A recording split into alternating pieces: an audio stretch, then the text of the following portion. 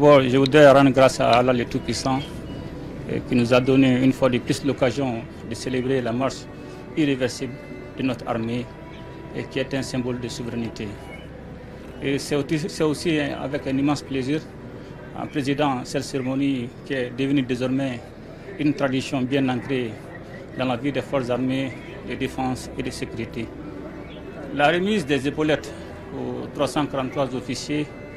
marque non seulement la fin de leur formation, mais le début de leur carrière dans les forces armées de défense et de sécurité. Et cela s'inscrit en droite ligne de la vision des autorités de la transition, qui est de disposer une armée à la hauteur des menaces qui caractérisent notre environnement national et international. Je voudrais remercier le peuple malien et saluer surtout la résilience du peuple malien qui a très vite compris depuis le début de la transition de soutenir les orientations des outils de la transition et qui est de refonder notre outil de défense. Et cela passe forcément par les ressources humaines, c'est-à-dire bien recruter, avoir une formation adaptée et assurer le bien-être non seulement du soldat et de sa famille, et améliorer les conditions de vie et de travail. Et cela passe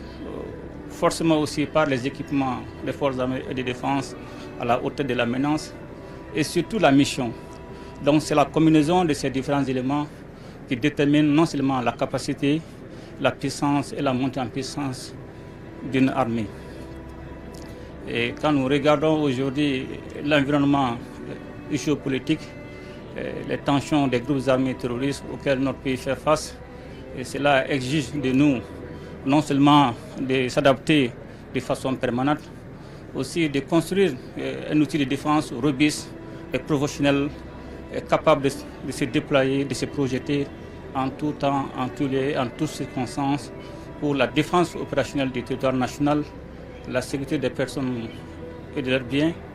mais surtout de défendre tout ce qui est non seulement la souveraineté économique, comme vous le savez aujourd'hui, avec le changement des objectifs des cibles des groupes armés terroristes, en fonction des orientations de leurs sponsors étrangers, nous devons non seulement nous adapter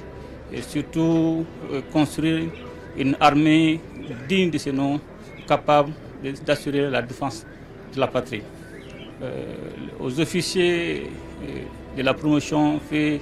général de brigade Pangaché Sangaré, je voudrais d'abord les féliciter, les encourager,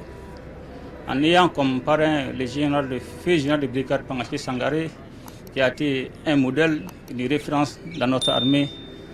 Et il a gravé tous les échelons, du nouveau chef de peloton jusqu'au chef général des armées, chose rare dans notre armée. Donc ils sont désormais appelés non seulement à ne pas démériter, à faire preuve de leadership, d'engagement et surtout de professionnalisme. Et ils doivent désormais retenir que la puissance d'une armée ne vaut que par la valeur des hommes et des femmes qui la composent. Donc désormais, ils sont appelés non seulement à se former davantage et surtout à prendre soin de leurs subordonnés sans lesquels aucune réussite ne sera possible. Donc je voudrais leur demander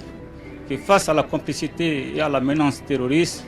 ils doivent avoir un esprit de sacrifice, un engagement constant et surtout une détermination et une dignité face à l'adversité.